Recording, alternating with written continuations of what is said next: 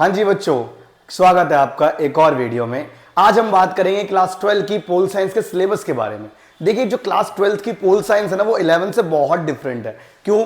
क्योंकि अब आपको ग्लोबल इवेंट्स को समझना पड़ेगा, वैश्विक घटनाओं को समझना पड़ेगा।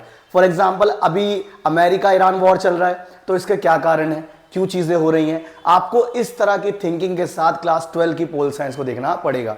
क्लास 12 की जो पोल साइंस शुरू होती है बेटा, वो आपकी दो बुक्स के साथ है। आपकी पहली बुक रहती है कंटेम्प्रेरी वर्ल्ड पॉलिटिक्स, समकालीन विश्व राजनीति।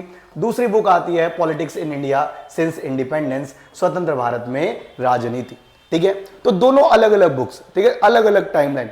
एक तरफ आप देखोगे सिर्फ और सिर्फ इंटरनेशनल वाली घटनाओं के बारे में, ठीक है, और जितनी भी ये इंटरनेशनल इवेंट्स हैं सब कैसे हो रहे हैं, क्यों हो रहे हैं। उसके बाद दूसरी तरफ हम देखेंगे सिर्फ और सिर्फ इंडिया की बात, ठीक है।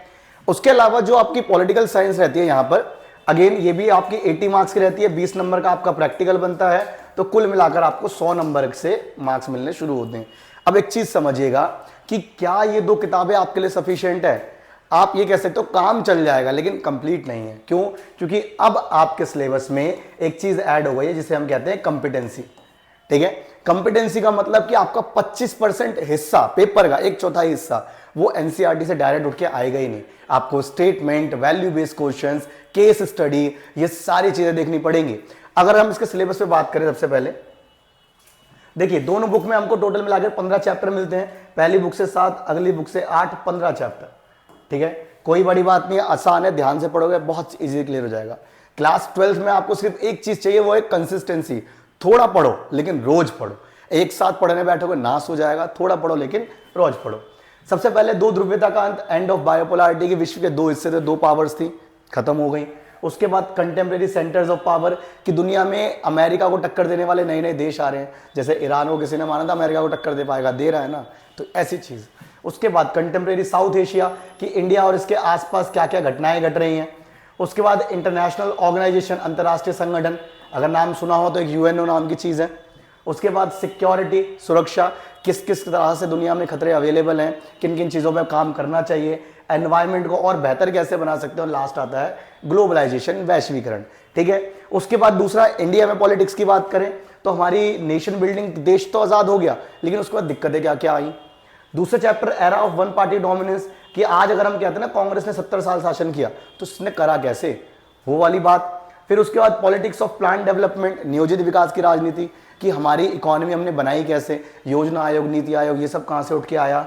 इंडिया के विदेश संबंध, उसके साथ साथ challenges, restoration and Congress system, कि कांग्रेस किस तरह से अपना डोमिनेंस बना कर बैठी थी और डोमिनेंस खत्म क्यों हुआ। उसके बाद इमरजेंसी, डेमोक्रेटिक ऑर्डर की अगर हम बात करें तो यहाँ पर बात रहती है इमरजेंसी की, कि देश में आपातकाल लगाया था इंदिरा गांधी ने 1975 में, क्या कारण थे, क्या परिस्थितियां थी, उस पर बात रहेगी। फिर उसके बाद रीजनल एस्पिरेशन, क्षेत्रीय आकांक्षाएं, कि हर क्षेत्र राजा के अपने सरकार के सामने कैसे बात रख सकता है। और उसका recent development in Indian politics, की आज की भारतीय राजनीति पहले से किस तरह अलग है। ये वो चीज़ें जिसपे हम नॉर्मली बात करेंगे। दोनों बुक्स 40-40 मार्क्स की आएंगी, आपको टोटल 80 नंबर से यहाँ से सिलेबस मिल जाएगा। अगेन इसका 25%, ठीक है, यानी लगभग लगभग 32 मार्क्स। ठीक है,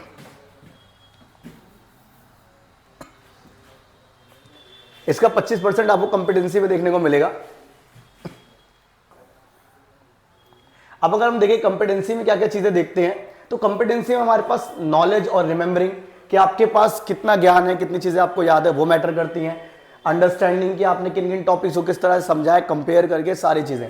याद रखिएगा 25% है कंपिटेंसी, यहां पे बता रखा बकायदा 27%, 22 नंबर की कंपिटेंसी बनती है आपकी ओवरऑल। और याद रखना, कंपिटेंसी वो चीज़ है जिसकी वजह से बच्चों के नंबर अब आ नहीं पा रहे हैं 12वीं में।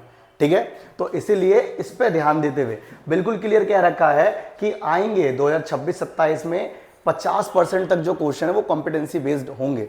ठीक है, तो ये चीज़ याद रखिएगा। 12वीं अब पहले ऐसी नहीं है कि आपने 2 किताबें एनसीईआरटी की पढ़ी, आपका काम खत्म हो गया। ठीक है, अब वैसा नहीं है, अब आपको ध्यान से चीज़ों को समझ के चलना पड़ेगा। क्लियर है इतना?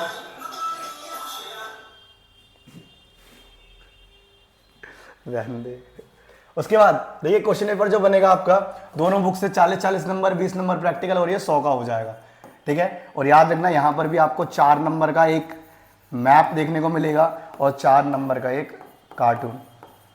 एक इमेज देखने को मिलेगी, ठीक है। उसके अलावा 12 आपको 1 मार्कर देखने को मिलेंगे, ठीक है। तो कुल मिलाकर 20 नंबर तो यहीं पर है। और इसके साथ साथ अगर आप प्रॉपर तैयारी करोगे तो हमारे चैनल पे आपको सारी चीजें मिलेंगी। हम आपको एमसीक्यू, कॉम्पिटेंसी बेस्ड, ठीक है, एनसीईआरटी, लॉन्ग क्वेश्चंस, ये सारी चीजें कराएंगे। और सबसे इंपॉर्टेंट रहेगा आप लोगों के लिए आंसर राइटिंग। ये सारी चीजें आपको हम अपने चैनल पे प्रोवाइड करवाते रहेंगे, ठीक है। बस आपका काम है जुड़े रहिएगा, कंसिस्टेंसी दिखाइएगा। कम पढ़ना है लेकिन रोज पढ़ना है, साल के एंड में उसी का भला है। Thank you.